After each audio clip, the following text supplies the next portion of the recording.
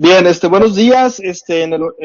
Aquí en Mexicali, Baja California, dentro de la tercera Semana Nacional de Ciencias Sociales, el Instituto de Investigaciones Sociales de la Universidad Autónoma de Baja California, nos sumamos a la serie de actividades académicas impulsadas por el Colegio Mexicano de Ciencias Sociales, COMEXO, de colegas para debatir y conversar acerca del tema que ha eclipsado todas las agendas públicas de los gobiernos, tanto subnacionales como la del mismo gobierno federal. Desde luego estamos hablando del caso de México, pero en otros países no es la excepción, ¿no? Tenemos aquí a Estados Unidos como vecino, que también estamos observando lo que está sucediendo y nos generamos una serie de preguntas. Pero vamos a empezar con la primera pregunta que nosotros, mi colega, el doctor Gerardo Hernández y yo hemos dialogado y francamente, pues quisiéramos escuchar su percepción. La primera pregunta que nos hacemos, como todos sabemos, es que el COVID, el primer caso, se presenta en China, 19, según los últimos estudios que tenemos, y en México aparece 3 meses después.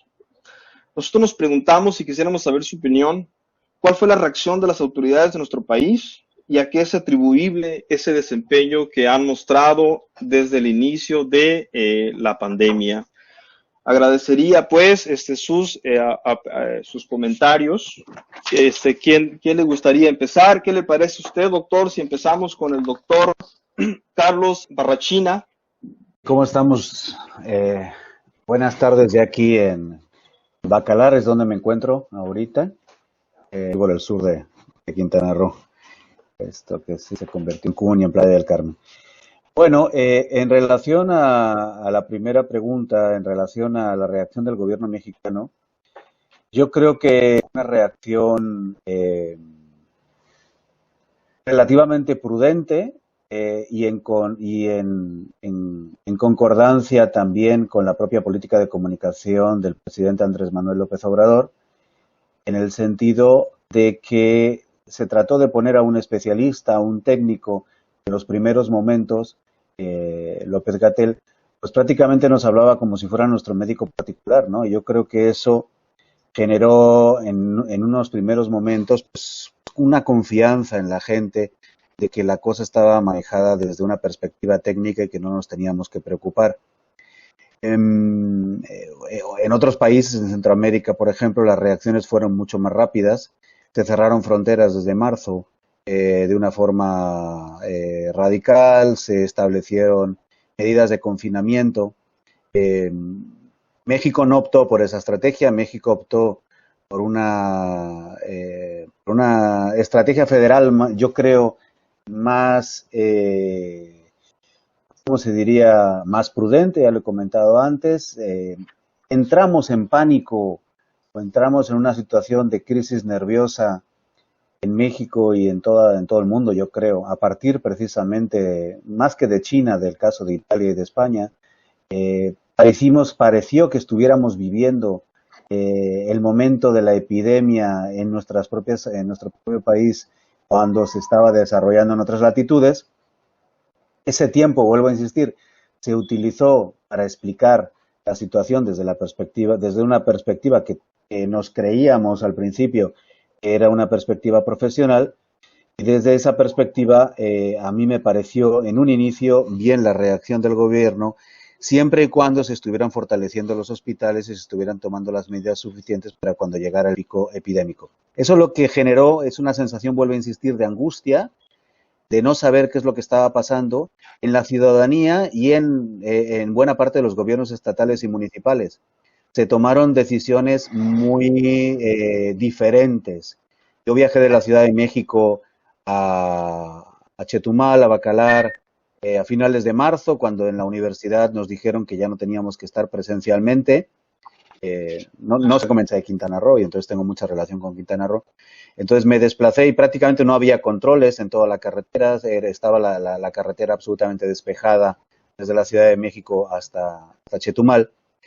Sin embargo, días después las autoridades estatales quintanarroenses iniciaron con una política de, ¿cómo se dice?, yo creo que un tanto irracional, de empezar a cerrar todo tipo de entradas a las ciudades del estado, controles sanitarios que no eran controles sanitarios, sencillamente eran golpes de ciego. Por ejemplo, para entrar a Chetumal pedían la credencial de Chetumal, lo cual es bastante absurdo, ¿no? Porque si la gente que vive en el mismo municipio de Chetumal, pues no es de la ciudad, no es de la cabecera, pues no podía desplazarse a los hospitales, ¿no? Mientras los casos no avanzaban de momento. En ese sentido, la solución centroamericana de los controles fronterizos tampoco sirvió de nada. Yo creo que estamos frente a una situación, y no me quiero alargar mucho porque somos bastantes los que platicamos, yo creo que estamos enfrentando una situación para la que nadie estaba preparado. Se utilizaron diferentes estrategias. El presidente Andrés Manuel López Obrador efectivamente le quitó hierro, igual que lo hizo Donald Trump, igual que lo hizo el primer ministro británico, de que la situación era mucho más grave. Pero en los sitios en los que se iniciaron también políticas restrictivas, pues tampoco han logrado superar, tampoco han logrado aislar a su país de la pandemia, además de que se han contado también de forma muy deficiente los casos por falta de medios. Ese es el caso de El Salvador, el caso de Honduras, el caso de Guatemala también. Entonces, pues creo que el gobierno mexicano trató de hacer lo mejor que podía en un contexto muy complicado y con una situación clara de desigualdades en México, en el que pues la gente no se puede quedar en su casa, ¿no? Tanto en la Ciudad de México, a mí me ha tocado vivir la pandemia en la Ciudad de México, en Bacalar y en Chetumal, y en Cancún también, porque también me he acercado por allá, me he estado moviendo bastante, y en todos los sitios se ha repetido una constante. La gente ha tenido que salir a la calle, la gente pues ya se ha acostumbrado un poquito a la pandemia y bueno, pues somos varios los que hemos ido cayendo bajo los efectos del COVID y nos hemos ido recuperando, y muchos los que no se han recuperado, ¿no? Lamentablemente. Entonces, pues yo creo que la reacción del gobierno mexicano en este sentido así fue inicialmente. El problema es luego se fue complicando conforme la gente se fue poniendo nerviosa y conforme se fue empezando a tener la percepción de que el gobierno no estaba diciendo la verdad a los ciudadanos mexicanos. Ahí lo dejo en la primera intervención, que siempre es la más difícil, o sea, no me lo dejen así de haber hecho un resumen. Que les continúe mientras tanto. Acabo de regresar a Bacalar ahorita. Ahorita es el sábado. Otra vez no hay controles en toda la carretera desde la Ciudad de México hasta acá, de ningún tipo.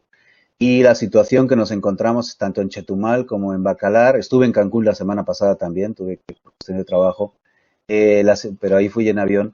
Las situaciones que nos encontramos aquí en el sur del estado es absoluto relajamiento ahora mismo. Ahora mismo no hay controles de ningún tipo, todos esos controles que se establecieron al principio no existen. Y bueno, y sí, los periodistas se quejan de que los políticos no se ponen mascarilla, pero sin embargo, en el caso de la semana pasada que viajé a Cancún, los aviones van absolutamente repletos, ¿no? Sí. Decías que había dado COVID, que estaba recuperado. ¿Tuviste caso? ¿Tú tuviste? Sí, yo tuve, saliendo de Bacalar hace 2 meses y medio más o menos, y regresando a la Ciudad de México, pues resulta en el último momento nos contagiamos y por suerte lo pasamos de forma ligera, con molestias leves, pero sí, también esa experiencia, que es una experiencia complicada, sobre todo por el miedo, ¿no? Sobre todo por el miedo de que no sabes cómo va a evolucionar tu cuerpo y cómo se va a comportar. Por suerte, en nuestro caso, hablo de mi pareja y de mí, pues fue todo relativamente suave y sin complicaciones. Comentario, no sé cuánto tiempo tenga, voy a hacer breve. Fíjense que yo, pues es una respuesta difícil, ¿no? Porque pensaba yo cuando me invitaron aquí al conversatorio, digo, primero agradezco a los que nos invitaron, no están creo que ahorita escuchándonos, pero gracias por por la invitación a la UABC. Es una pregunta difícil. Yo sí creo que la respuesta, un poco, digamos, con el doctor Borrachina, yo creo que la respuesta fue como muy temerosa al principio, ¿no? Y yo creo que un indicador de eso, pues fue las declaraciones que hacía López Obrador. Estaba preparándome para este conversatorio y estaba revisando las declaraciones y son bien interesantes. Cuando empieza el asunto de la pandemia, ahí por alrededor de marzo del 2020, las declaraciones de López Obrador son de no hay problema. En algún momento consiguió una declaración en la que dice que el COVID no es tan fuerte como la influenza, ¿no? Y ustedes recordarán que invita incluso a seguir dando abrazos, ¿no? Entonces, a mí esas declaraciones me hacen pensar que sí fue una reacción un poco tímida, ¿no? O sea, entiendo yo muy bien a la luz de lo que está pasando que pues la situación claramente pues es de incertidumbre, que todavía no conocemos realmente pues cómo manejar una pandemia de este tipo, no es un virus nuevo, etcétera, ¿no? Entiendo esa parte, pero sí creo que a la luz de lo que empezamos a ver en otros países, ¿no? Particularmente en Europa, yo sí creo que fue pues creo que el papel como académicos que nos toca a nosotros, pues es muy diferente al del comentócrata, digamos, ¿no? O sea, el comentócrata, pues lo que busca es esa frase chispeante que en Twitter le dé muchos retweets y muchos likes en Facebook, ¿no? Y nuestro trabajo es un poco más complicado, ¿no? Entonces tampoco creo que, digo, un poco en descarga del gobierno, sí creo que la situación era muy complicada de atacar, ¿no? Todavía me sorprende a mí muchos eventos donde dicen, los titulan algo así como la situación pospandemia, ¿no? A mí me cuesta todavía mucho trabajo entender lo que pasa ahorita, ¿no? Entonces yo admiro a aquellos que se atreven a ver la pospandemia, ¿no? O sea, yo pienso que en otro momento profundizar más, yo creo que es necesario revisar antes de la pandemia qué estaba pasando, ¿no? Y antes de la pandemia, lo que este gobierno estaba haciendo era una reingeniería administrativa, por ejemplo, ¿no? O sea, yo identifico un ABC, ¿no? Es decir, austeridad, burocracia y corrupción. Ese ABC que el gobierno venía manejando desde que tomó el cargo López Obrador, me parece que ahí están las claves de esta reacción tímida y de una reacción que me parece que no se ha notado tan negativa, porque mucha gente, como decía el propio doctor Borrachina, pues mucha gente no acudió a los hospitales, ¿no? Y eso me parece que ayudó a que no se saturaran, pero yo creo que la visión de este gobierno, voy a decir algo muy rápido, en el proyecto de nación, en la página 53, es muy claro la perspectiva de Estado, ¿no? Dice el proyecto de nación que se propone un gobierno esbelto, ¿no? Es una parte que a mí me llama mucho la atención porque estamos en el primer gobierno de izquierda en México y el planteamiento de gobierno esbelto, lo voy a leer literal, lo propone el principal grupo de expertos de centro derecha de Gran Bretaña. O sea, esa es la propuesta que tiene en su proyecto de nación el primer gobierno de izquierda en México. Yo pienso que ese dato es muy interesante, ¿no? Entonces, yo insistiría en posteriores intervenciones, ¿no? Que la austeridad, el aspecto de cómo se dirige López Obrador a la burocracia y la lucha contra la corrupción, me parece que eso explica, es decir, no, creo que no hay que solo ver lo que es el tiempo de la pandemia en sí, sino hay que ver lo que estaba ya generando el gobierno antes de la pandemia y que cuando lo sorprende la pandemia, pues claramente me parece a mí que no estaba preparado por estas directrices que ya había marcado desde el principio, ¿no? Hasta aquí lo dejaría mientras tanto. Sí, bueno, ¿me escuchan? Sí. Sí. Muchas gracias, doctor Rosiles. Mi nombre es Chantal Lucero. Sí. Voy a apoyar en lo que los compañeros arreglan su problema técnico. Doctora Excelente. Collins, ¿quiere dar su opinión? Sí, claro. Pues, para empezar, gracias por la invitación. Estoy muy feliz de estar con ustedes hoy y que no puedo hablar directamente de la respuesta de México, pero la respuesta de los Estados Unidos fue algo raro para nosotros, ¿no? Porque realmente el gobierno federal no hizo mucho en este sentido. No están dando más responsabilidad a los estados. Y para mí, para ver el federalismo, ¿cómo nos podemos seguir en este sentido? Es que fue un mensaje muy mezclado, como los estados están diciendo una cosa, los gobernadores están diciendo una cosa y el presidente están diciendo otras. Entonces, el liderazgo en los estados están diciendo cómo nos vamos a manejar eso si hay una mezcla de mensajes, no es un mensaje claro.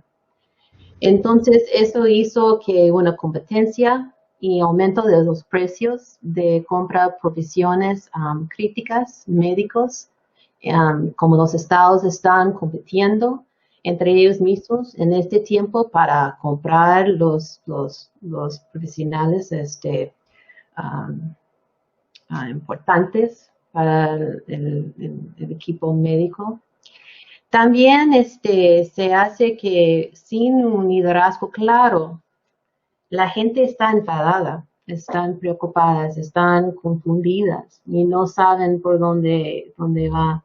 En ese sentido, está creando una atmósfera en los Estados Unidos de ellos contra nosotros, de nosotros contra ellos, ¿no? Es una mezcla que ellos que llevan cubrebocas o máscaras siguen la distancia social y ellos que no. Como el otro día estoy en el mercado y todos tienen cubrebocas y que hay un grupo de 4 gente y esta persona tiene su camisa que dice Trump 2020, no tiene la máscara, no tiene cubrebocas y está mirando a todos como nos vamos a seguir, como eso. Y fue como el día siguiente que anunció que Trump tiene el COVID-19.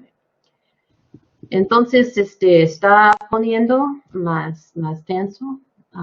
Y necesitamos un liderazgo más calmado para tratar de unir la gente.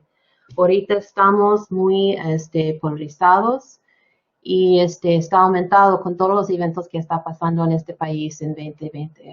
Es mucho, es una crisis.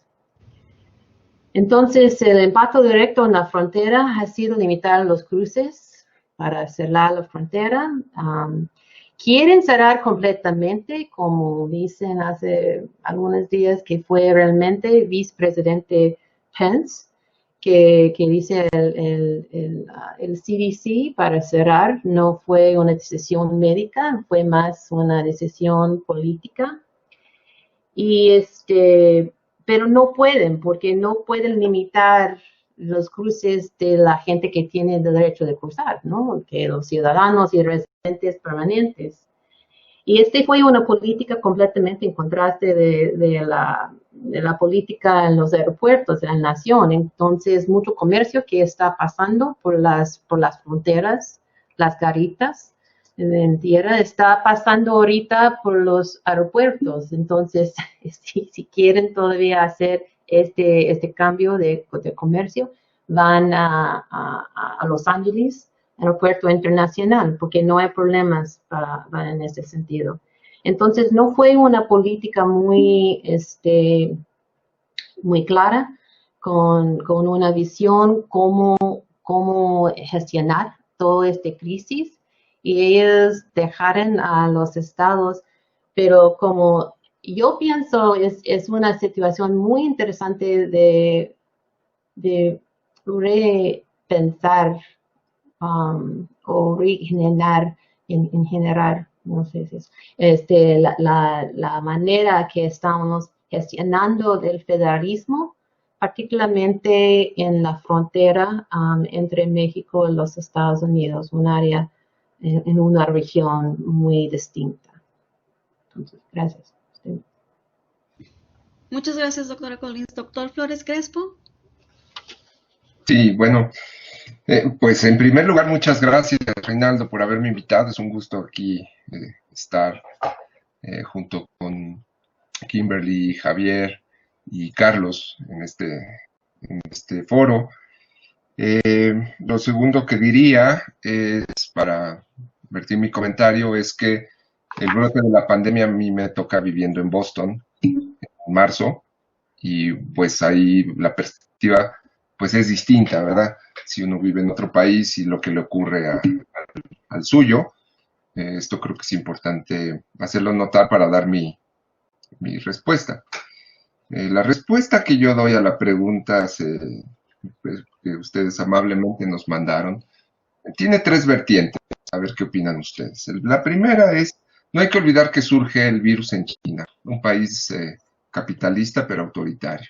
Y el doctor al cual quieren silenciar el gobierno chino, había dado ya la noticia de que algo estaba pasando y el gobierno chino lo quiere silenciar, ¿no? Y al final muere el profesor no recuerdo su nombre.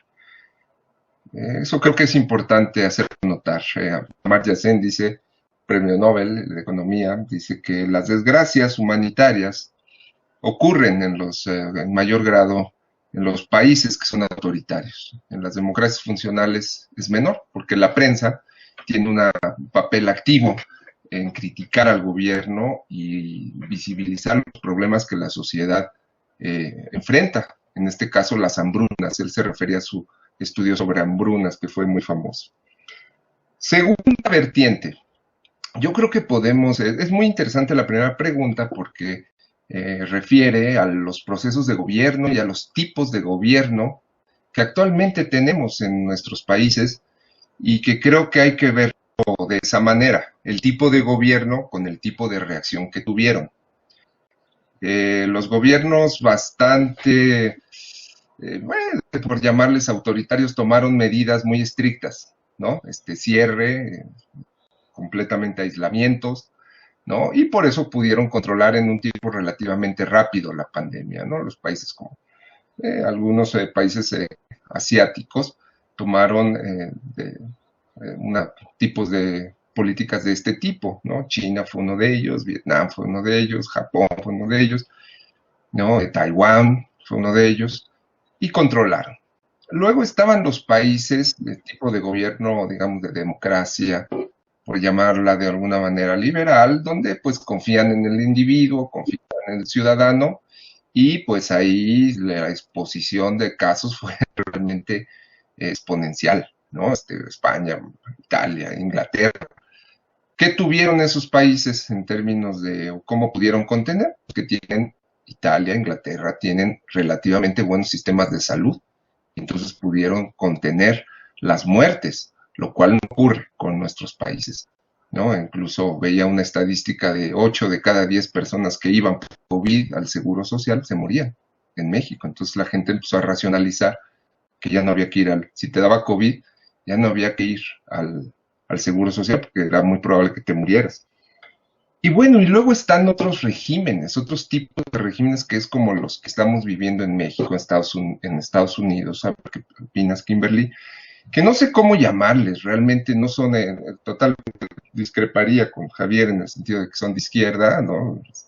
El gobierno de Andrés Manuel, son otro tipo de gobiernos, un tipo de gobierno que tiene, al menos en México, esta etiqueta de izquierda que al menos no dice mucho porque sus políticas son conservadoras, ¿no?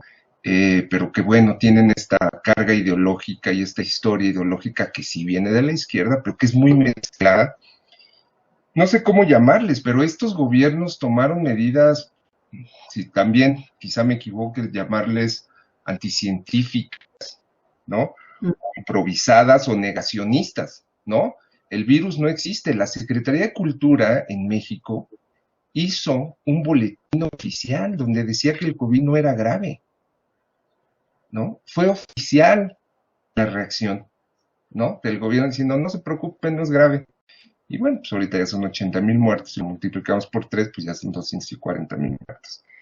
Entonces creo que hay que analizar las reacciones de los distintos gobiernos de acuerdo al tipo de gobierno que tenemos. Eso creo que es la segunda vertiente. Y tercera vertiente, ya lo comentó Kimberly, es algo que me sorprendió mucho para bien de Estados Unidos, es un país bastante centralizado, las relaciones intergubernamentales, atacar la pandemia. Era claro que los gobernadores plegados a Trump, pues le hacían caso de todo lo que tenían que hacer, y bueno, pues empezaron con unas cosas muy raras, como la de liberar ciudades, y hasta había marchas para liberar ciudades, pese al riesgo que había, y había otros que no, que tomaban una posición más racional, y que lograron en algún momento contener. Bueno, en México ocurrió lo mismo, relación intergubernamental de algunos gobiernos de oposición al gobierno federal también fue importante en este sentido. Jalisco, por ejemplo, Querétaro, que es de un partido distinto al del presidente, tomó una posición también distinta, no tan confrontacional, dada por la lucha política, pero creo que tomó rápidamente las riendas, contrario a lo que hizo Andrés Manuel. Hablaban, por ejemplo, el gobierno de Querétaro de usar la mascarilla inmediatamente, no quitársela. Y bueno, lo del otro lado, pues en el gobierno federal con esta idea también muy similar a la de Trump, de los machos que no se enferman, ¿no? Y que pueden soportar todo. Una idea, yo creo que cruza esa idea, Kimberly, a mí me parece de los gobiernos de que ellos son intocables y que no pueden contagiar, pues lo dijo el vocero Gatell, ¿no? Diciendo que el presidente era una fuerza moral, no era de contagio. Entonces, cosas muy extrañas que se ven en nuestros países, pero del tipo de gobierno que tenemos, pues podemos explicar las reacciones y podemos inferir por los resultados, ¿no? Entonces, esto es lo que diría. Entonces, son, pues, en tres vertientes. Nace en un país que no es democrático, no es abierto al menos. El tipo de gobierno se relaciona con el tipo de medida, y las relaciones intergubernamentales entre federación y Estado es una cosa muy interesante que hay que seguir analizando como científicos sociales y científicos políticos. Y ahí la dejo.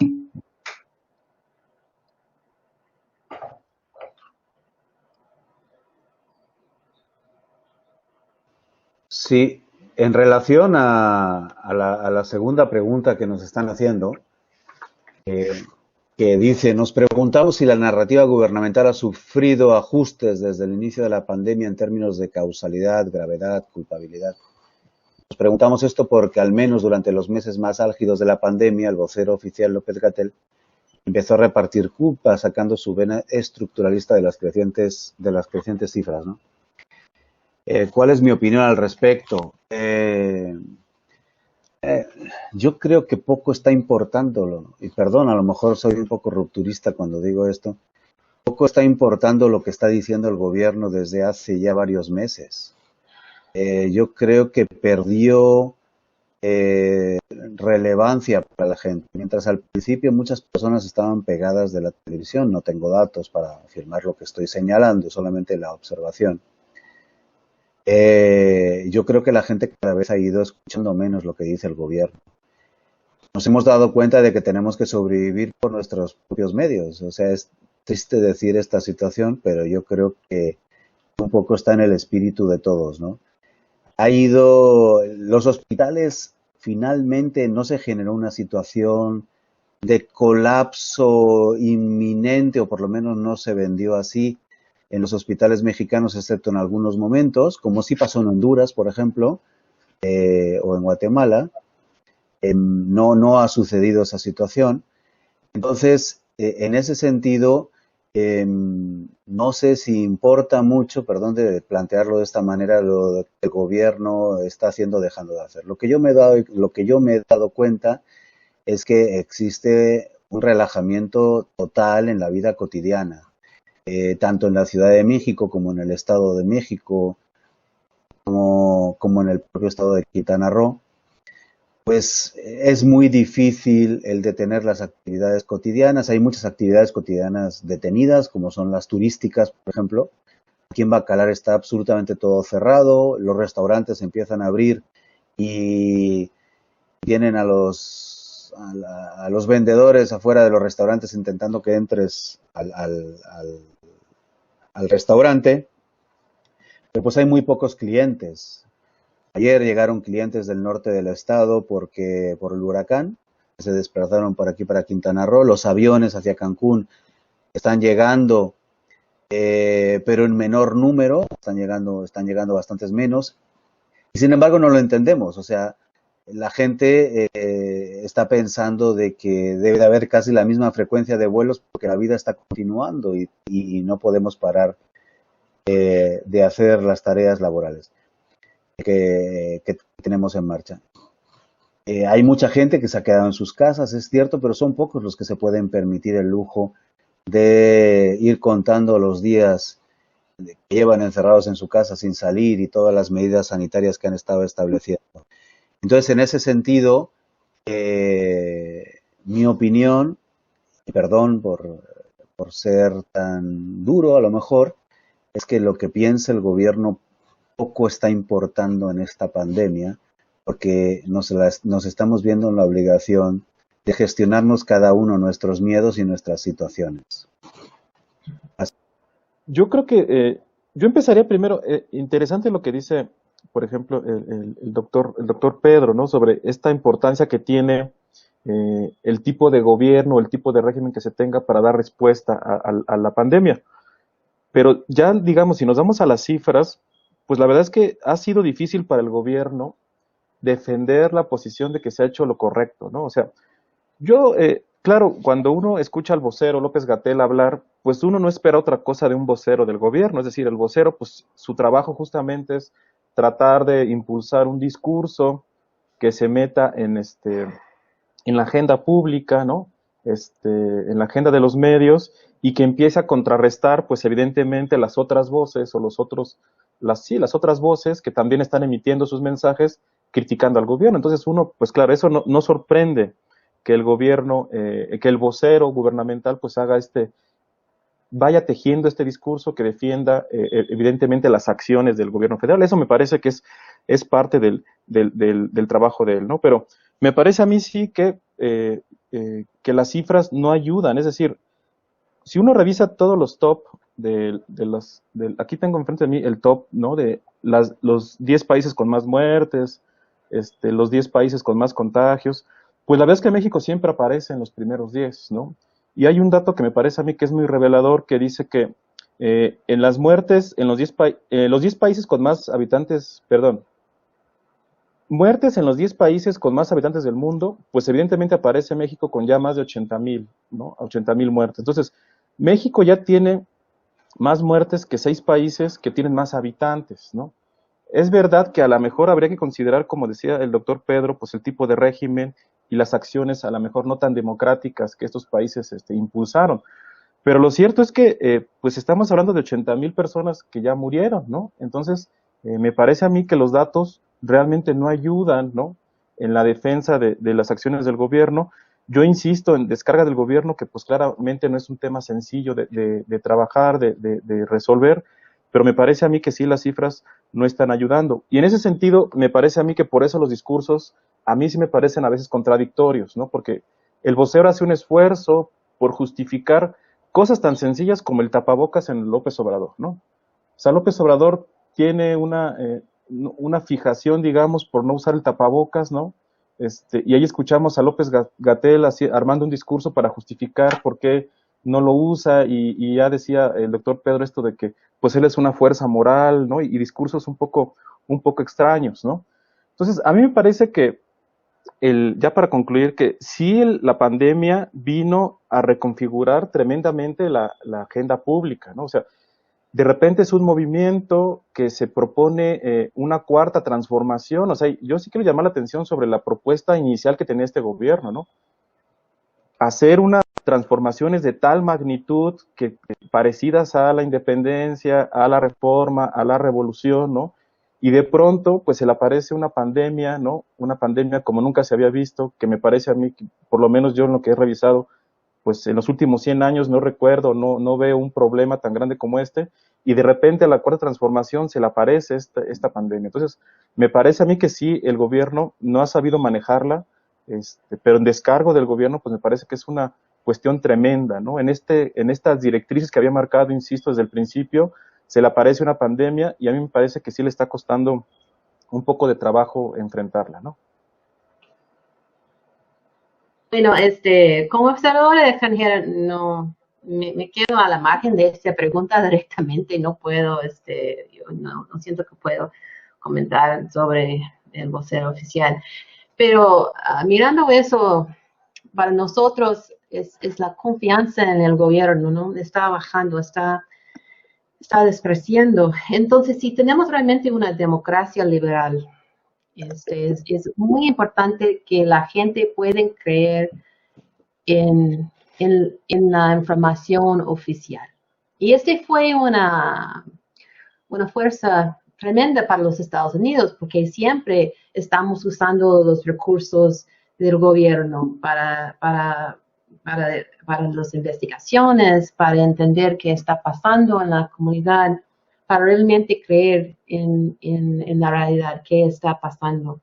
En esta crisis no fue completamente, bueno, no fue completamente la culpa del gobierno, que no tenemos suficientes datos, no entendemos qué está pasando, qué está pensando o qué está pasando bien, porque no fue una reacción muy concentrado, muy centralizado, en que todo el gobierno está trabajando para entender eso, ¿no?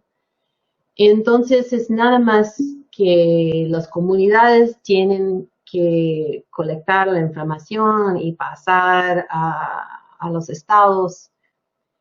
Y todos sabemos que ahorita en los Estados Unidos oficialmente hay más de 200,000 muertos del COVID.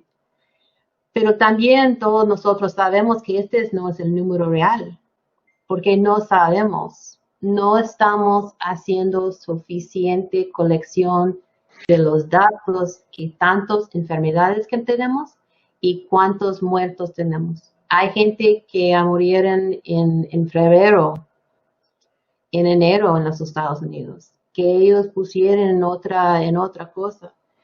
Hay situaciones ahorita que están colectando los certificados de muerto que dicen la persona se falló por un ataque de corazón. Pues sí, pero llegó el ataque de corazón por el COVID, ¿no? Entonces, pero no están recordando completamente la realidad que hay. Entonces, hay una, no sé si esa es la palabra en español, pero hay una misinformación, ¿no? No hay una, no pensamos realmente que la información que estamos recibiendo es cierto. Y ponemos, enfrente de eso tenemos un presidente que no sé cómo explicar eso, pero un presidente que está tratando, que hizo su carrera completamente en el mercadotecnia. Entonces, en ese se trabaja, en el mercadotecnia, en la televisión, en cómo él puede mirar diferente que está pasando. Entonces, no hay confianza. Y necesitamos pensar cómo nos podemos cambiar esta situación en el futuro, porque es muy importante de creer en alguna información, de creer en los científicos, creer en que hay información suficiente. Si miramos el país de Uruguay, ellos no tienen el mismo problema, ¿no? Y ellos están trabajando en una forma que la gente están siguiendo qué dicen los científicos, que el liderazgo está enfrente diciendo, ok, tenemos que hacer tener una máscara, hacer una distancia social. Y ellos están trabajando bien y pasando bien. Entonces es interesante de mirar como si antes el COVID y ahorita con el COVID. Sí, la confianza del público en el gobierno de los Estados Unidos está cayendo por años. No tenemos mucha confianza en los liderazgos. Hace que desde que la guerra de Vietnam y Watergate y todas esas crisis. Pero ahorita es otra crisis arriba del crisis de COVID, ¿no? Entonces tenemos como miramos en la política pública, ¿qué realmente es el problema? El problema tiene muchos niveles, tiene muchas partes, como si hay la pandemia, hay una crisis de gobernanza, hay una crisis de confianza, hay una crisis de datos en colección de información, hay una crisis que está llegando, que siempre ya está con racismo en el sistema y la confrontación entre la policía y la gente. Hay crisis tenemos grupos nacionalistas como los Proud Boys que están enfrentando a la Antifa que entonces la izquierda y la derecha está luchando en las calles por meses. Entonces es crisis arriba de crisis y no tenemos a alguien que está llegando para decir, ok, ¿cómo vamos a pasar eso? El Joe Biden está tratando, él hizo una plática allá en Gettysburg ayer, que fue algo fuerte, algo como poner un liderazgo enfrente de la situación. Pero de mi punto de vista, todo eso, um, todo eso que tenemos ahorita como la pandemia permite una apertura de ver cosas que no estamos mirando antes, pero ya existe. Y nada más como abre la caja para mirar qué está pasando realmente en las comunidades. Y esa es una oportunidad de hacer un cambio real, porque tenemos una crisis ya de liderazgo en mi país, yo pienso por años, como no podemos resolver el problema de clima climático, de cambio de climático, ¿no? No podemos resolver realmente salud pública para todo el país, no podemos resolver el problema de medio ambiente y todas las nuevas tecnologías. Hay muchas cosas en la política que tenemos problemas ahorita. Antes, con Obama, con Bush, empezando con Reagan en el cambio de la percepción del gobierno federal. Dejo eso, pero es que es un problema que va por muchos años, yo digo. No está, y nada más esta crisis nos dan la oportunidad de mirar realmente qué está pasando y cómo nos podemos hacer un impacto para mejorar la situación. Gracias, doctor Collins. Doctor Flores Crespo. Sí, bueno, la pregunta es interesante en el sentido de que pues le da un espacio, ¿verdad?, a la narrativa gubernamental para analizar los procesos de gobierno, las políticas, y esto a mí me parece muy importante porque pues la narrativa cuenta, ¿no? Cuenta bastante. En el caso educativo, por ejemplo, la narrativa del gobierno fue reivindicar al maestro y dio resultados, ¿no? En términos le dio resultados al gobierno en términos de acercar el apoyo de los profesores hacia este gobierno y bueno, pues fue importante para ganar. En el caso de la pandemia, ¿no?, la narrativa me parece que la quisieron utilizar bajo los mismas, la narrativa en el gobierno mexicano la quisieron utilizar, me parece igual, bajo la idea de que todo se iba a calmar y que la narrativa del presidente era tan potente que podía, ¿no?, calmar. Y yo creo que se revirtió, como bien decía Javier, yo creo que no está saliendo las cosas. Dando respuesta a la pregunta de si cambió la narrativa, sí, creo que sí, pues sí cambió la narrativa. El punto es hacia dónde cambia, qué dirección toma esa narrativa. Cambió no hacia el lado de asumir una responsabilidad, ¿no? Como en Suecia ocurrió, pues el encargado del grupo técnico y científico de manejar la pandemia lo hizo mal y llegó y dijo renuncio porque lo hizo mal, ¿verdad?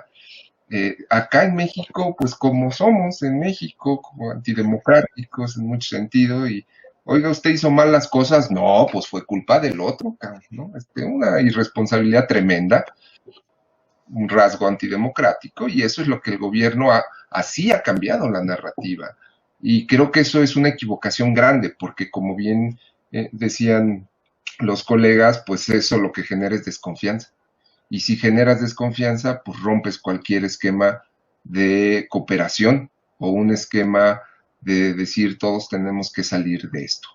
Y si pensamos que el gobierno nos está mintiendo, ¿no? Pues no hay esa posibilidad de cooperación y eso es muy, muy grave. A mí me parece que la narrativa ha cambiado para defender no al régimen, sino al presidente en sí, de las malas decisiones.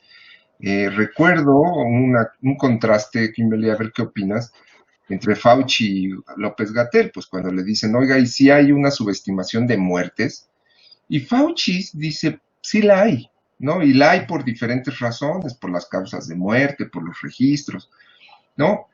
Y acá, cuando les preguntan, oigan, ¿y ustedes están subestimando las muertes? No, pues son sopilotes los que están volando y ustedes quieren que se muera la gente para culpar al gobierno. ¿Sí me entienden? Es como una actitud totalmente contraria, aun cuando tengamos presidentes muy verticales, ¿no? Y muy duros en ambas naciones. Pero Fauci reconoce, ¿no? Y es digo, el golpeteo entre Fauci y Trump es fuerte, ¿no? Pero ahí están los dos. Acá no, aquí pues todo termina plegándose al gran emperador azteca, ¿no? Y no hay cómo llevarle la contraria, porque te puede costar caro, pues, ¿no? Los incentivos no están para llevarle la contraria al presidente. La comunicación de Gatell, que forma parte de esta narrativa, empezó muy bien. Yo coincido con los colegas, con el doctor Barrachina, en el sentido de que fue muy pedagogo en explicarnos cosas que no sabíamos, y ellos sí, pues son los epidemiólogos. A mí me parecía que lo que hacía Gatell al explicar era muy bueno, contrarrestaba muchas ideas equivocadas, tanto de la oposición como de la oposición. Yo creo, para algunos, o a los ojos de algunos, donde pierde fue cuando le preguntan si el presidente puede contagiar y él dice que el presidente no es fuerza de contagio, sino que es fuerza moral. Ahí se acaba toda la idea científica que puede haber, porque el gobierno asumía y decía en su narrativa que la pandemia la manejaban los científicos. Y luego te llega un científico con un discurso anticientífico, pues ya dices, no, pues entonces aquí ya no están las cosas claras. Y termino diciendo una cosa que el doctor Barrachina hablaba de una cosa interesante, decía, bueno, estamos desconfiando del gobierno, hay relajación en las medidas, y pues cada quien gestiona los miedos de cada uno. Estoy de acuerdo, y no solamente los miedos, sino la información. Ante una situación como esta, ha habido esfuerzos independientes en México donde han tratado de estimar, ¿no?, el exceso de muerte durante la pandemia. Y eso han sido académicos, gente que se anima a revisar las estadísticas nacionales y publica. Y entonces, pues ahora todos sabemos que el número de muertes es por 3 y casi por 3.6, dicen algunos.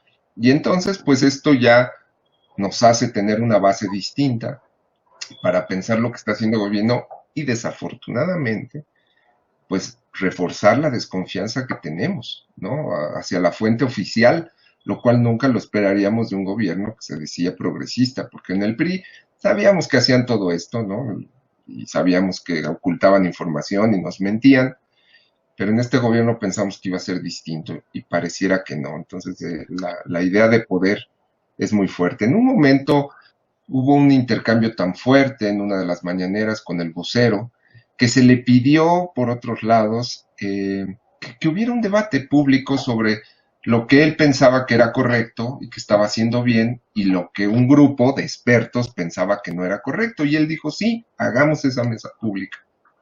No se hizo nada. Nunca se hizo esa mesa pública. Hubo 6 exsecretarios de salud de los gobiernos pasados que le pusieron una carta al gobierno y le dijeron, usted está equivocado, el gobierno está haciendo mal las cosas. Y en lugar de abrirla, decir, bueno, pues a ver, vamos a revisar, lo primero que les dice es, pues patenten su idea si es tan buena, ¿no? En tono ya de mofa, de broma. Entonces lo que yo digo es, sí ha cambiado la narrativa, desafortunadamente no ha cambiado la narrativa para cooperar en una situación tan grave en donde todos nos podemos morir, sino ha cambiado para responder a la figura fuerte del gobierno. Muy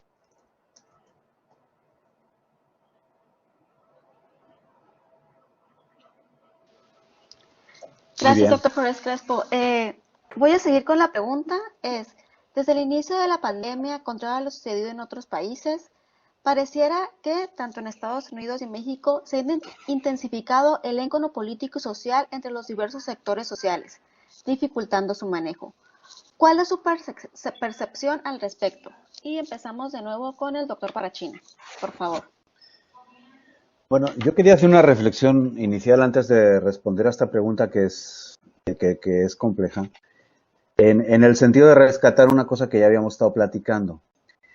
Y, por ejemplo, ¿es el autoritarismo la mejor manera de gestionar esta situación? En el sentido de que va a evitar mayores contagios. Yo creo que no. En los países centroamericanos, que son los que yo conozco mejor, el autoritarismo ha sido una moneda corriente de tratamiento con la epidemia y no ha dado resultados, sino todo lo contrario. El cierre de las fronteras desde el 16 de marzo, el 11 de marzo me parece que cerraron en El Salvador, no ha servido de nada. O sea, sigue habiendo unos niveles de contagio muy grandes. Claro, en Belice hay pocos casos, es que hay 350.000 habitantes, entonces pues tampoco es que pueda, y hay una dispersión rural muy grande en la zona. Yo creo que tiene más que ver el tema este de ciudad versus zona rural para poder determinar esta situación, a pesar de que en las zonas rurales del sur del estado del sur de México se ha expandido también, ha roto en determinados municipios de una forma muy, muy interesante. Yo creo que una variable más importante es el tema de desigualdad es una determinante más importante, yo creo, en el tema de la expansión y de la situación económica de mucha gente que no se puede quedar en la calle, en la casa. Yo creo que esa es una variable muy importante. Hay otra situación también. Yo creo, desde que inició la pandemia, no me van a dejar mentir, hemos empezado todos a escribir como locos. O sea, en todas las revistas académicas, todos los compañeros han empezado a potenciar que platicáramos, que reflexionáramos sobre esta situación tan complicada que estamos viviendo, ¿no? Y a lo mejor no hemos tenido suficientes datos. A lo mejor luego servirá esto para que podamos recopilar toda una serie de información y hacer un análisis final cuando esto pase, si pasa. ¿A qué me refiero? Por ejemplo, ahora a un equipo de colegas, el doctor Manuel Alcántara y Salvador Martínez, en el mes de junio nos encargó hacer un análisis sobre cómo se estaban comportando en toda América Latina los diferentes países y cuáles eran las diferentes políticas gubernamentales al respecto. Y va a ser publicado ahorita ya, ¿no? O sea, necesitamos como respuestas inmediatas. Y sí, a lo mejor nos va a servir para ver cómo fueron las primeras reacciones de los diferentes gobiernos de América Latina y eso va a ser muy útil en el análisis final. Pero de momento no es suficiente. Yo creo que la gente, que la población, está un poco en modo sobrevivencia. Igual que con el huracán que esta mañana ha entrado en Cancún, yo creo que la gente está en modo sobrevivencia, ya veremos lo que pasa, ya haremos un diagnóstico, ya pasaremos factura o repartiremos premios más adelante cuando veamos una foto global y completa del tema. Al final vamos a saber exactamente el número de personas que fallecieron. Eso ningún gobierno se va a escapar de que lo podamos contar. En estos momentos a lo mejor no somos capaces de poderlo hacer porque no existen las informaciones confiables suficientes.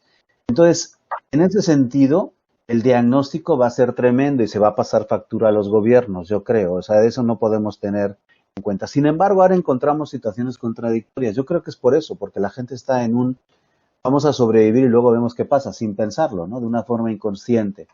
Hicieron una encuesta el otro día en Quintana Roo y me dicen, oye, mira, es sorprendente, pero el presidente sigue teniendo muchísimo apoyo en relación a la gestión del COVID. E incluso el gobernador está recibiendo bastante apoyo en la gestión del COVID, lo cual dices, no puede ser porque no se ha podido hacer peor. Pero, pues, eso es lo que sale de la encuesta. Entonces, también parece que tengamos que tener respuestas en tiempo real en este mundo así globalizado de la inmediatez parece que tengamos que tener respuestas en tiempo real, que nosotros mismos las debamos de generar, cuando posiblemente hemos de ser más pacientes, ¿no?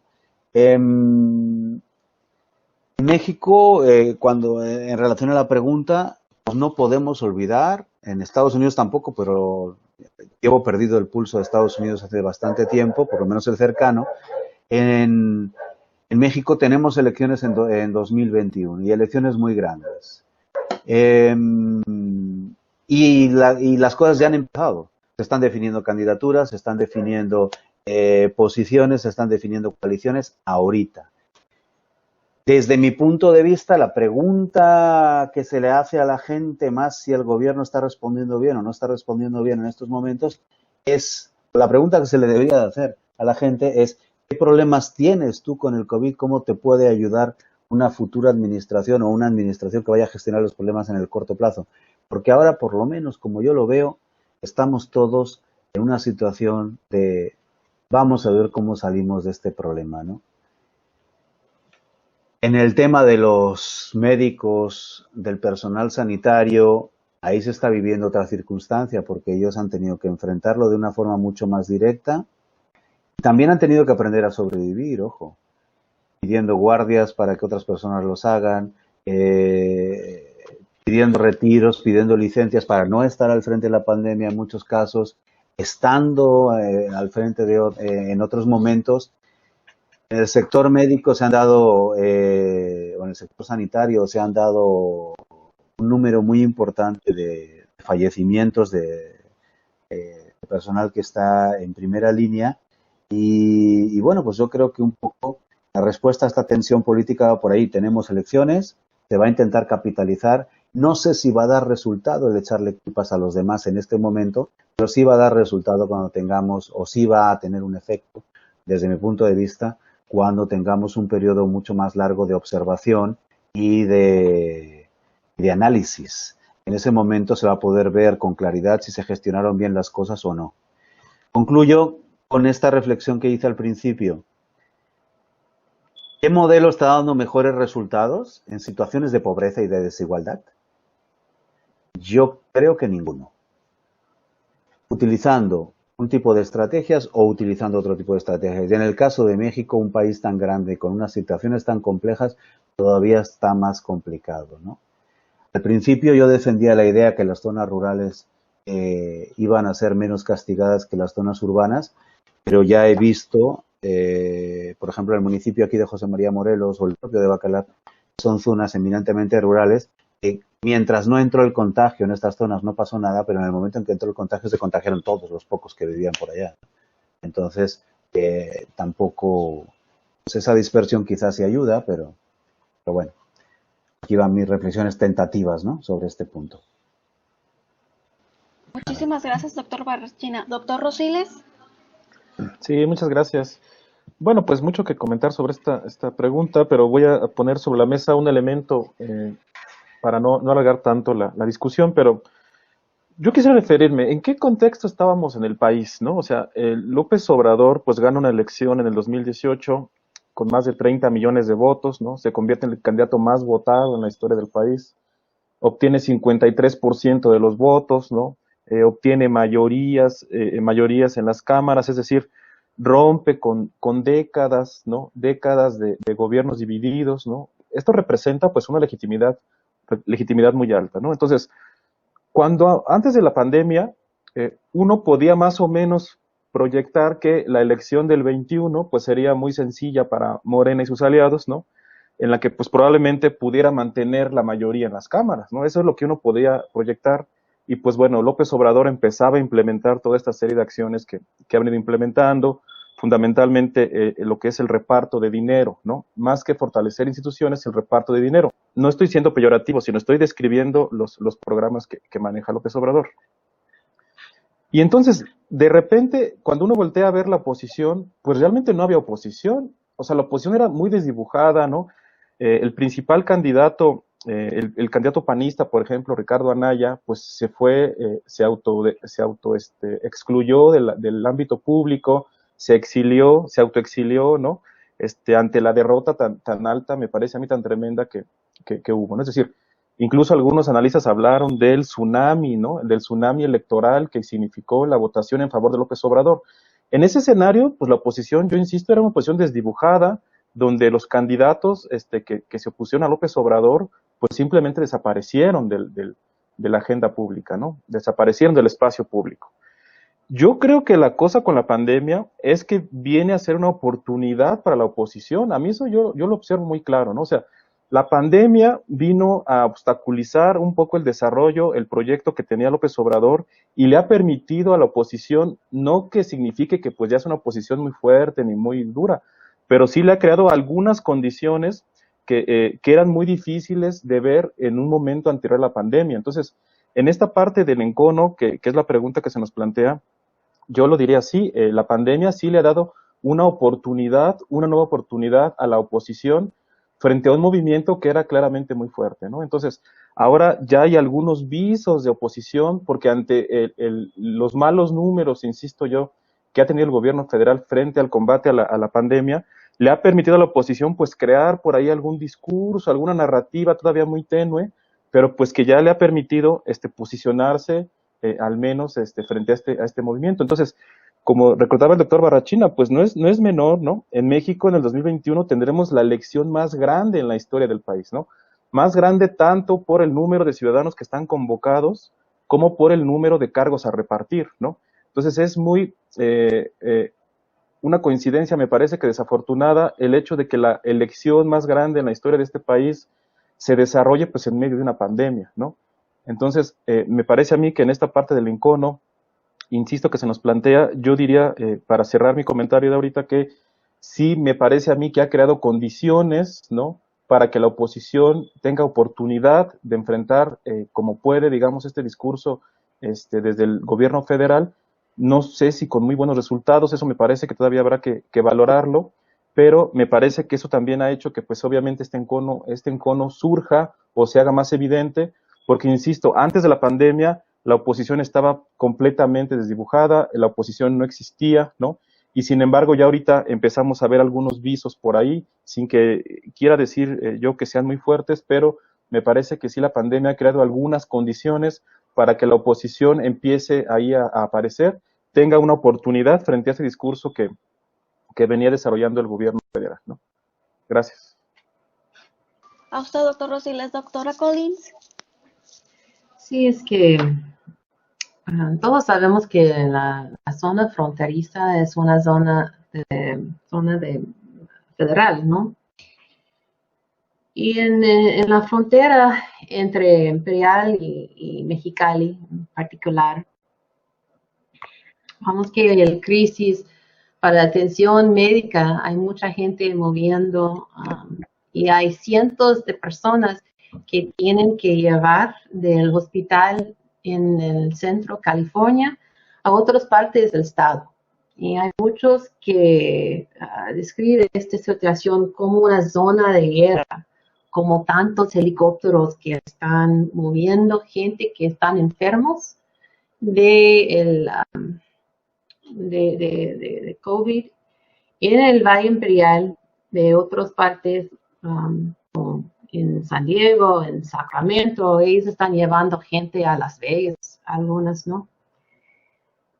Y es como, porque no hay suficiente infraestructura para hacer en frente de esta pandemia, y como el gobierno federal, la respuesta fue débil para los estados. El estado tiene que entrar, y los estados, como ustedes saben, que no tienen todo el derecho de trabajar en una zona binacional, en una región binacional.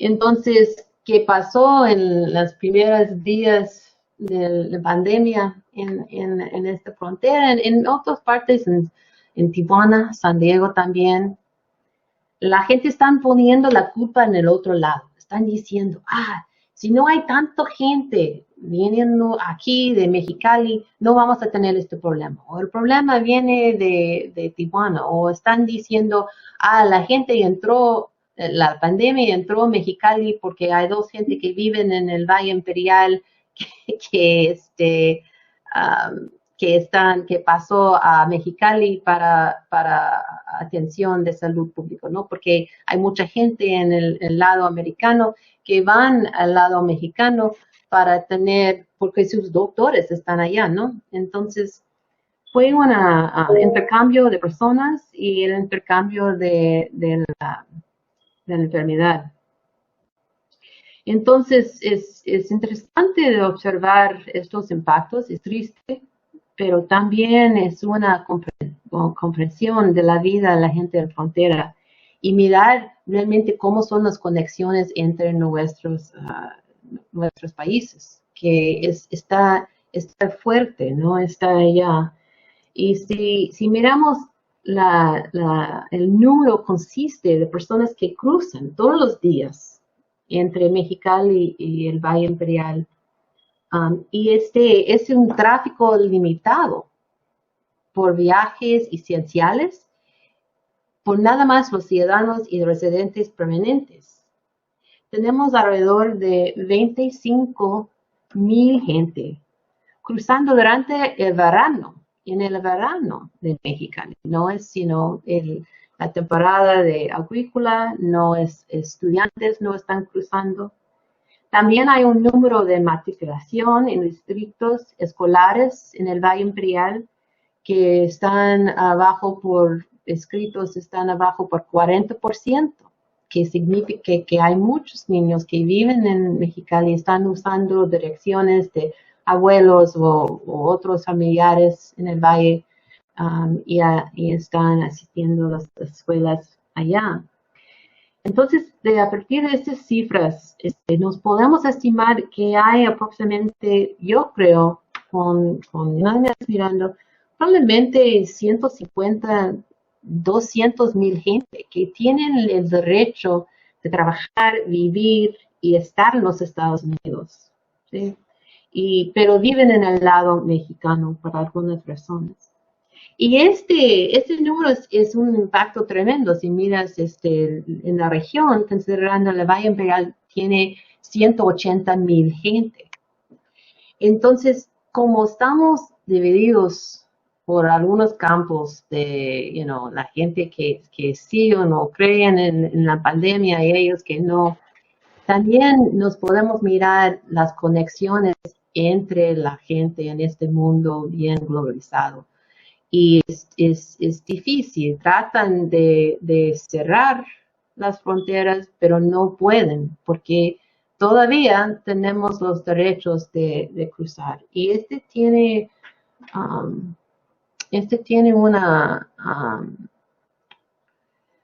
una conclusión o que algunos análisis importantes, yo creo, para entender más la situación en nuestros países y cómo nos podemos enfrentar diferentes crisis en el futuro. Es algo para tratar de estudiar qué está pasando.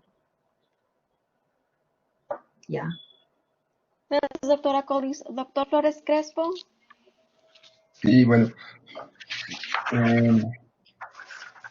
pues yo ahora coincidiría con Javier en el sentido de que el encono político ha existido desde antes de esta situación tan trágica, al menos en México. Al menos tenemos ya 12, 15 años, al menos 18 años, que hemos estado en una tensión tremenda y en un encono político muy fuerte por fallas de nuestro propio sistema político. Pero creo que sí, la pandemia ha venido a profundizar a esta polarización política que tenemos. Me parece que antes el encono político podría haber sido por proyectos políticos, ¿no? El que ahora es el presidente fue un opositor muy tenaz durante mucho tiempo y tenía un proyecto que podemos decirlo y resumirlo en términos de una combate a la corrupción, una preocupación, ¿no?, por los excluidos, por la igualdad, y enfrente pues tenían otras coaliciones políticas preocupadas por eficiencia económica, por este tipo de principios económicos y bueno, pues así era el encono, lo cual es muy sano que haya ese tipo de diferencias políticas, ideológicas y que haya pues esa pugna. El problema fue o es pues que esos enconos, esa polarización se escala a un nivel, como diría Levinsky y Ziblatt en su libro ¿Por qué mueren las democracias? Pues a una cuestión existencial, ¿no? Ya no es una cuestión entre contrarios políticamente, sino ya es una cuestión entre los malos y los buenos. Y esto sí es muy grave. La pandemia nos llega en un momento de este tipo y no sé cuál será el resultado de esto, pero no creo que sea algo bueno. No creo que sea algo bueno para la población en el sentido de hay un escenario de muerte, hay un escenario de zozobra en México, hay un escenario eh, de pérdida de empleo, de pérdida de ingresos. 18 millones de mexicanos han perdido o el empleo o el ingreso. La crisis educativa es muy profunda, al menos es mi tema. No estamos yendo a las escuelas, se están rompiendo los equilibrios que mantienen a una sociedad más o menos funcionando y esto creo que es algo muy complicado que vamos a ver. El encono político creo que se va a profundizar. Yo esperaría pues asumir una responsabilidad entre todos, entre el gobierno y los ciudadanos y la misma oposición, que me parece que el uso inmoral de la pandemia, de a ver cuántos se mueren y sacar el número para atacar a un contrincante, es eso, es inmoral, hay que atacar al gobierno, hay que criticarlo, pero usando la muerte me parece una cosa muy baja, pero también por el otro lado tenemos un gobierno que bueno, pues no parece ser muy eficiente y que quizá esta pandemia pues en algún momento le cueste una popularidad, aunque no sabemos ya, el doctor Barrachina dio unos datos de que parece que no se mueven los datos ni la preferencia. En algún momento me parece que fue The Economist que dijo, la pandemia hará lo que la democracia no, es decir, expulsar a los demagogos, pues parece, a ver qué opinas, Kimberly, quizá en Estados Unidos ya vamos para allá, ¿no? En México no sabemos, qué va a ocurrir, puede ser, no puede ser, quién sabe, es una cuestión, pero el encono político estuvo presente por unas razones políticas, ideológicas, y ahorita ya es una cuestión muy, muy complicada y no sé hacia dónde iremos y solamente pues apelaría a la responsabilidad que a cada ciudadano nos toca tomar. Entonces, pues eso comentaría y creo que con esta veo que ya vamos a cerrar, ¿verdad, Chantal? Sí, pregunta y Ok. una ronda de finales.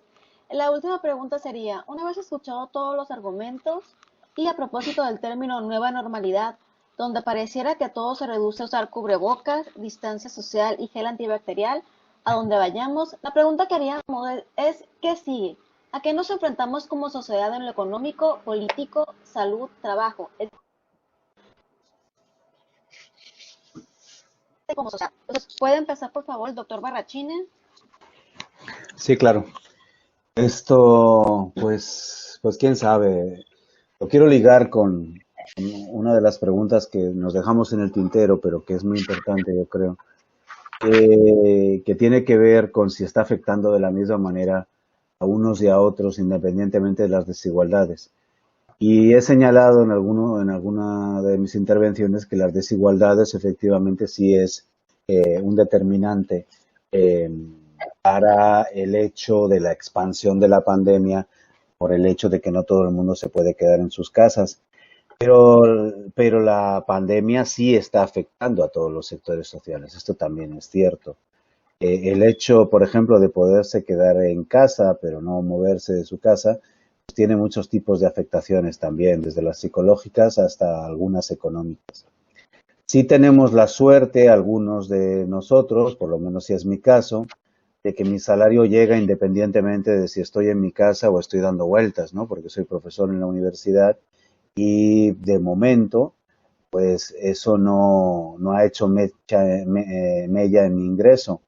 Pero todo el sector turístico está sufriendo muchísimo a pesar de los intentos de reactivación. Entonces, ¿hacia dónde vamos y qué pasará? Pues yo creo que del mismo modo que hemos seguido una especie de corriente inercial hasta este momento, y de que las autoridades han reaccionado sobre lo que se han ido encontrando de la mejor manera posible, yo quiero ver, eh, es lo que va a pasar. Si viene una segunda oleada de contagios o una tercera y nos sigue golpeando, va a ser muy difícil. Eh, yo recuerdo los primeros días de la pandemia, cuando estábamos todos absolutamente paniqueados porque se acababa el mundo prácticamente, perdón por la frivolidad. Yo recuerdo que los maleteros del ADO que ponen las maletas, pues venían, nosotros tenemos una posada aquí en Bacalar, venían a la posada por guayas, por lo menos, para poder comer. Caía gente todo el rato pidiendo dinero. Eso no está pasando ahora, no está pasando desde hace unos meses, porque sí se ha ido reactivando en alguna medida algunas actividades. Supongo que eso es lo que nos vamos a enfrentar. No lo sabemos porque no sabemos qué tan fuerte van a ser esas oleadas si vienen. Eh, el sector, los médicos están cansados, la sociedad también. No sabemos tampoco si los que nos hemos contagiado, como es el caso de tu servidor, vamos a tener inmunidad durante un tiempo o cuando pasemos por algún lado nos vamos a volver a contagiar. La gente está volviendo a salir también pensando pues que ya tuvo el COVID y entonces pues que va a ser más difícil que se vuelva a contagiar. No sabemos si las vacunas van a ser efectivas. Sí sabemos que este tipo de reuniones van a ser más comunes, las que estamos teniendo ahorita. Yo creo que el Zoom y todo este tipo de plataformas no van a desaparecer. Es una vía muy cómoda y muy económica para que sigamos intercambiando opiniones. Muchos de nosotros no nos hubiéramos conocido si no fueran por estas plataformas digitales. Probablemente en el sector universitario se va a consolidar mucho más porque todo genera oportunidades.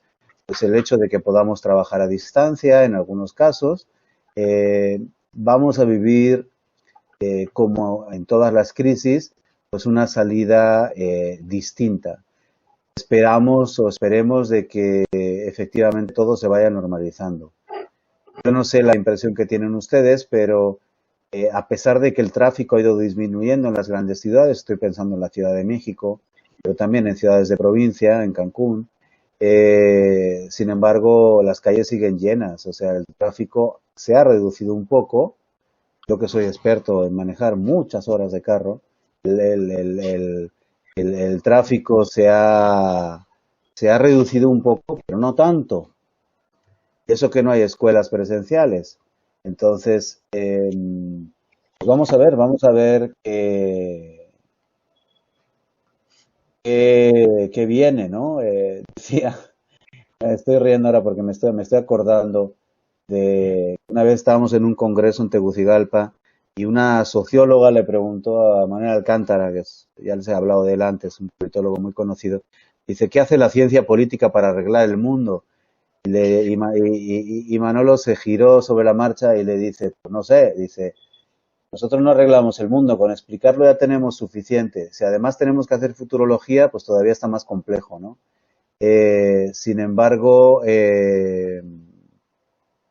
vamos a vivir como lo estamos viviendo en los últimos 40 años, que son en los que yo más o menos he sido consciente de la vida. Vamos a seguir viviendo en un continuo cambio y en una continua adaptación a lo que sigue.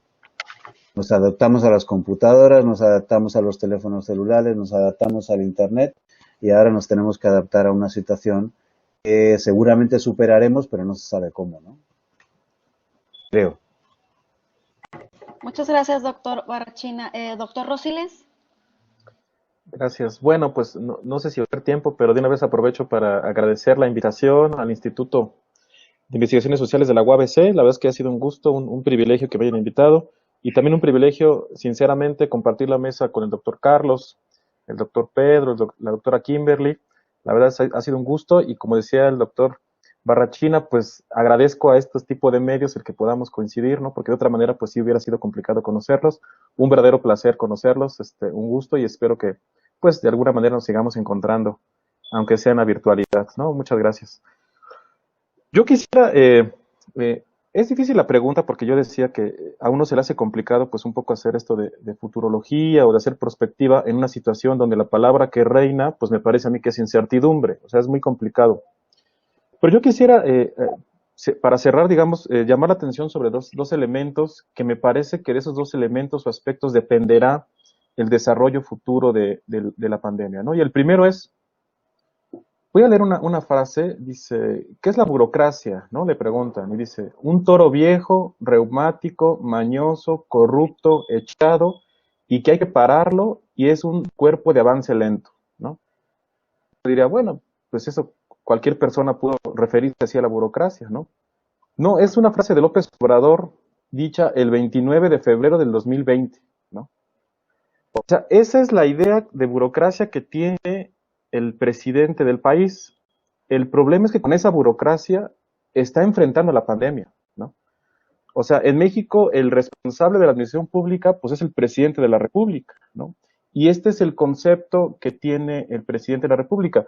No estoy diciendo que debería tener un mejor concepto, lo que estoy diciendo es que desde antes de la pandemia uno no alcanzaba a ver los elementos para pensar cómo reactivar, digamos, este toro viejo, reumático, mañoso y corrupto, ¿no? Entonces, me parece que el enfrentar la pandemia ha sido muy difícil porque justamente la administración pública en el país ha tenido problemas por muchos años, ¿no? Y de repente con esos problemas, y más específicamente en temas de salud, ¿no? Todos los que habitamos aquí en México y a veces tenemos que atendernos en espacios públicos de salud, pues sabemos que el sector salud no funciona. Y sabemos que no funciona y en medio de ese mal funcionamiento pues llega una pandemia del tamaño de la que estamos viviendo y pues claro que tenemos un problema grave. Entonces, me parece que el gobierno federal sí tiene que hacer una reingeniería, unos ajustes muy importantes y de eso dependerá el futuro después de la pandemia, ¿no? O sea, los efectos de la pandemia pues me parece que van a durar, por lo que he revisado con gente más experta que yo, pues probablemente hasta décadas, ¿no? Por lo menos en la parte económica y en la parte social, ¿no? Entonces me parece que ese es un aspecto. El otro aspecto es, hay que empezar a ver cómo el gobierno federal empieza a conciliar diferentes intereses, ¿no? Ya se quedó en el tintero la pregunta de la parte subnacional, que me parece que es muy importante, ¿no? Porque ya hablábamos de las diferencias entre países, ¿no? Pero incluso aquí en México tenemos diferencias entre estados, entre entidades federativas. Entonces, aquí tenemos el presidente López Obrador, es el presidente que ha enfrentado una mayor pluralidad en las gubernaturas, ¿no? O sea, es la primera ocasión que el presidente en turno, que el partido del presidente en turno tiene el menor número de gubernaturas, por ejemplo, solamente 6, ¿no? Quizá le podemos aumentar allá a Cuauhtémoc Blanco, aunque Cuauhtémoc Blanco, ustedes saben, un exfutbolista, pues él realmente nunca se afilió a Morena y pertenece al PES. Quizá con él, si lo agregamos, pues tuviéramos 7, pero todos los demás gobernadores, pues pertenecen a partidos distintos. Entonces, me parece que también esta manera de conciliar estos intereses en los estados también será un elemento que nos permita ver si vamos a mejorar en el combate a la pandemia y sus efectos o no. Ya refería el doctor Pedro algunos ejemplos. Jalisco es uno de los gobernadores que están ahí un poco, digamos, en rebeldía en algunos puntos con el gobierno federal. Ahora mismo el gobernador de Chihuahua, Javier Corral. Entonces, ya tenemos, por ejemplo, una nueva asociación, esta alianza federalista, ¿no?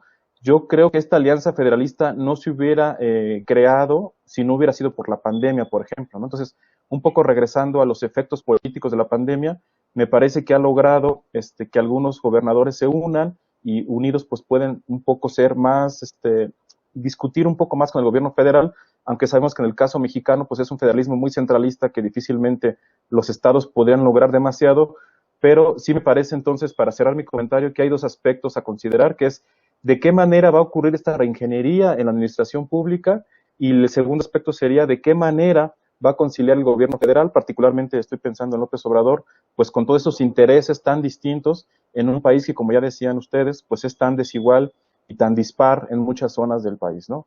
Muchas gracias. Gracias, doctor Rosiles. Doctora Collins. Quiero decir gracias también a la invitación y ser parte de esta conversación como extranjera y como una persona que está observando qué está pasando y me estoy aprendiendo mucho de todos ustedes, entonces gracias por eso. Quiero para estar después de la crisis, estoy pensando, porque vamos a seguir como nos vamos. Están pensando que probablemente vamos a tener 500,000 muertos en los Estados Unidos cuando tenemos ya terminó la crisis. No sabemos completamente, pero ya. Pero en el futuro ya va a pasar. Ya gripe española en tiempo pasó y también va a pasar. Y esta es una oportunidad, en mi opinión, de hacer algo mejor para pensar en nuestras comunidades y cambiar. Como dijo Winston Churchill, never let a good crisis go to waste, como dicen, ¿no? Nunca debes dejar que una buena crisis no sé esta es la palabra, pero desperdicie. ¿No?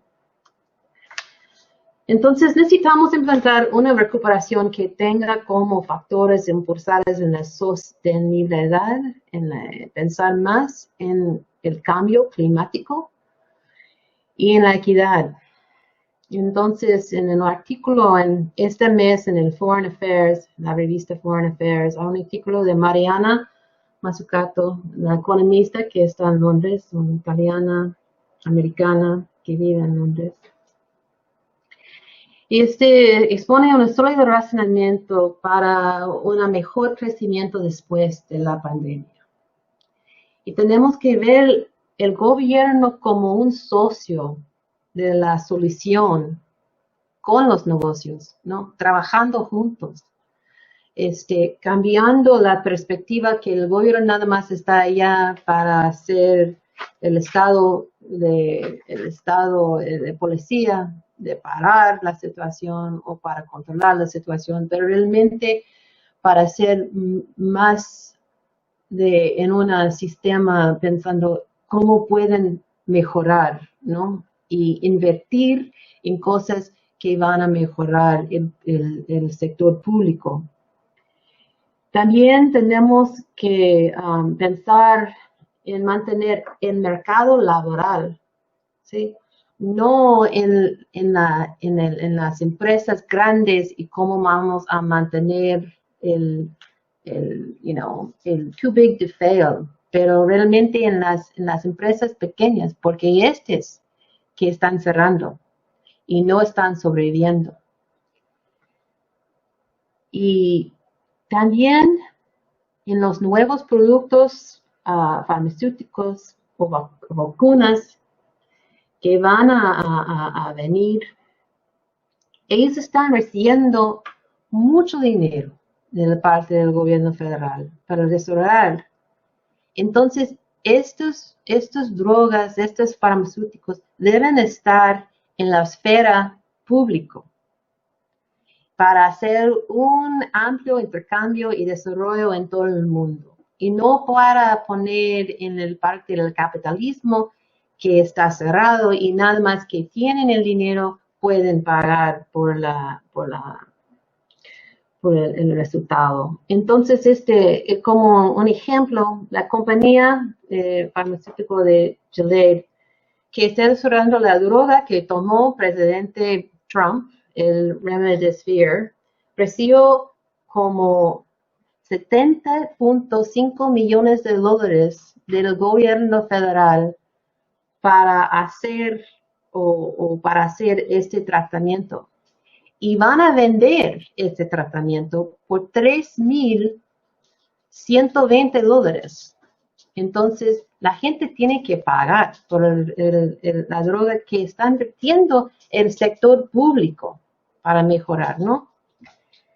Entonces, no es una manera para hacer las cosas más equitativas. Tenemos que cambiar esta situación. También ella habla de cambiar la definición de qué es valioso.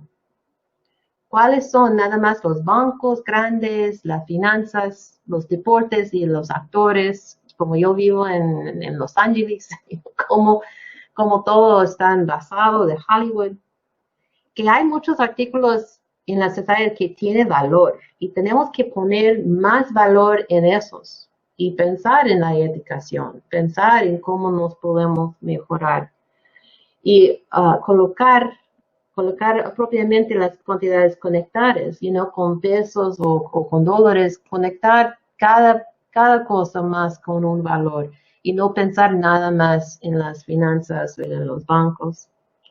Y priorizar los intereses a lo largo plazo para los actores, hacer una planeación más amplia. Y no nada más, las compañías no pueden nada más pensar en el corto plazo de las accionistas. Pero tenemos que trabajar juntos, gobierno y sector privado, y ver qué es el futuro, qué es el largo plazo. También no podemos, ella habla que no podemos volver a la normalidad que como fue antes de la crisis, porque está rompido. Tenemos que estar pensando en esta crisis un tiempo de cambiar cómo está funcionando. Y también yo pienso, como yo empezó eso, reconsiderar el federalismo dentro de nuestros estados, ¿no? De nuestras política. Como en el 1930 en los Estados Unidos tenemos un sistema dual, ¿no? Ahorita es más intercambiado, pero como si el gobierno federal no está resolviendo los complejos problemas del siglo XXI.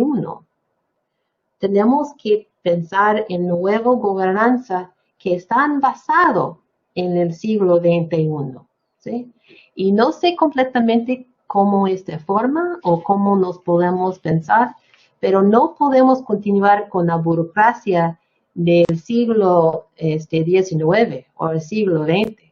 Tenemos que pensar en realmente cómo nos vamos a tener una burocracia, una gobernanza, una situación donde es más flexible, es más abierto, es más limpia, que pueden ayudar la gente. El gobierno está allá para hacer algo para las personas, para el pueblo. No está allá nada más de ganar dinero y hacer más dinero para sus compañeros, ¿sí?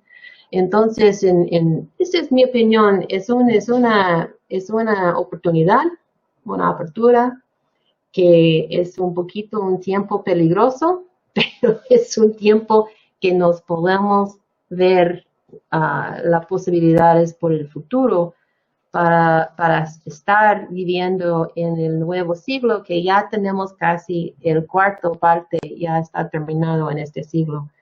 Tenemos que avanzar en este sentido.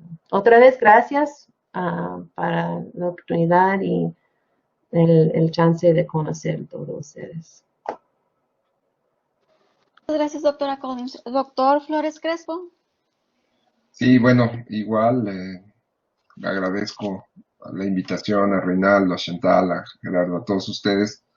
Y como dije al principio, pues es un gusto compartir la perspectiva con Kimberly, Javier y Carlos. Pues, ¿qué sigue? ¿A qué nos enfrentamos? ¿Qué escenarios tenemos? Híjole, pues yo creo que nos enfrentamos a una oportunidad de reflexionar sobre lo que hemos hecho y lo que somos. A mí me parecía muy revelador pensar que en algún momento controlábamos la ciencia y teníamos recursos y todo, y llega el bicho y ves a las universidades cerradas, a los laboratorios cerrados, a las ciudades paralizadas. Pues creo que un sentido de vulnerabilidad no nos haría mal a la gente pensar que podemos morirnos y que morirse pues es ya dejar la oportunidad de hacer cosas que nos gustan y que además tienen el reflejo en los demás. Otro punto es, me parece que creo que va a llegar primero la vacuna del virus antes de erradicar la burocratitis en algunos espacios como la universidad. Cuando empezó la pandemia se oía en algunos lugares que había que salvar el semestre, que era muy importante salvar el semestre, por lo que había que salvar era la vida, ¿no? El semestre, ¿qué? Y esto nos lleva a pensar en qué es realmente lo importante, al menos en mi área educativa. Creo que varios colegas hemos debatido que lo importante es pensar, al menos en educación, qué quieren los estudiantes o qué pueden los estudiantes aprender bajo estas condiciones, ser muchísimo más claro, ser muchísimo más didáctico.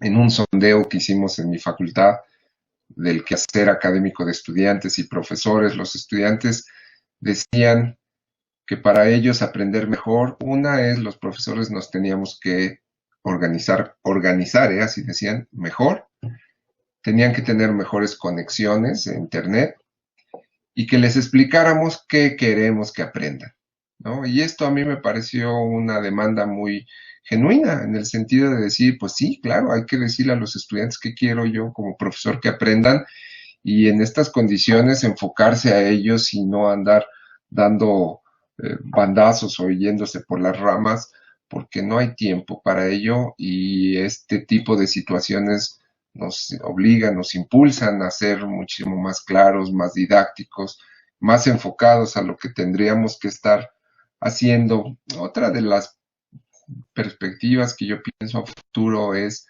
pensar qué ventajas tiene la educación a distancia, el trabajo a distancia, y si esto vale la pena conservarlo a futuro. Yo creo que en algunos sentidos sí. Esto yo creo que va a durar algún tiempo y regresar a las universidades, a las escuelas va a ser muy difícil. Entonces, cuando se empiecen a abrir algunas perspectivas para regresar, la pregunta que tendríamos que enfrentar es, ¿quién va a volver a la escuela? Yo, mi posición es que vayan a la escuela de manera segura los niños que enfrentan mayores desventajas, los jóvenes que enfrentan mayores desventajas, ¿no? Y las personas que damos clases de ciencias políticas, de sociología, eh, creo que podemos descargar las calles, los salones y las universidades para que otros tengan la oportunidad de aprender. Y en este sentido, pues ir pensando a futuro qué esquemas de compensación, de nivelación académica vamos a tener que imaginar para los estudiantes de nuestras universidades, que ciertamente están advirtiendo, según el sondeo que hicimos, pues retrasos en sus aprendizajes, sobre todo en asignaturas o cursos que son repetitivos, matemáticas, estadística, inglés, ¿no? Donde tienen que estar ahí practicando todo el tiempo, ya ni se digan algunas carreras técnicas o en algunas carreras industriales. Entonces, pues eso es lo que vería yo a futuro, no, como decía, no, pues nadie tiene una bolsa de cristal para ver qué va a pasar, pero sí imaginar qué haríamos. Yo esperaría que ante esta incertidumbre de la que habla Javier, que las incertidumbres, pues históricamente siempre vienen con miedo, pues no reaccionemos como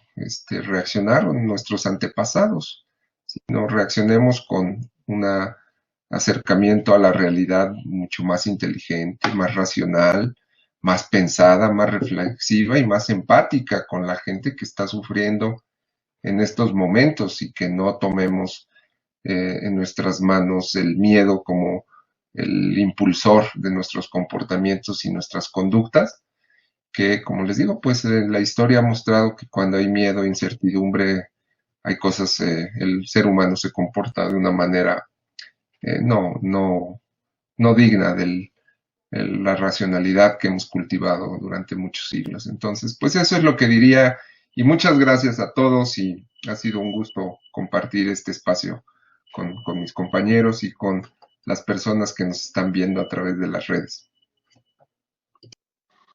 Muchas gracias. Para cerrar la conversación, ¿alguien quisiera dar un comentario final sobre la pandemia del COVID-19 y la política pública de sus respectivos países?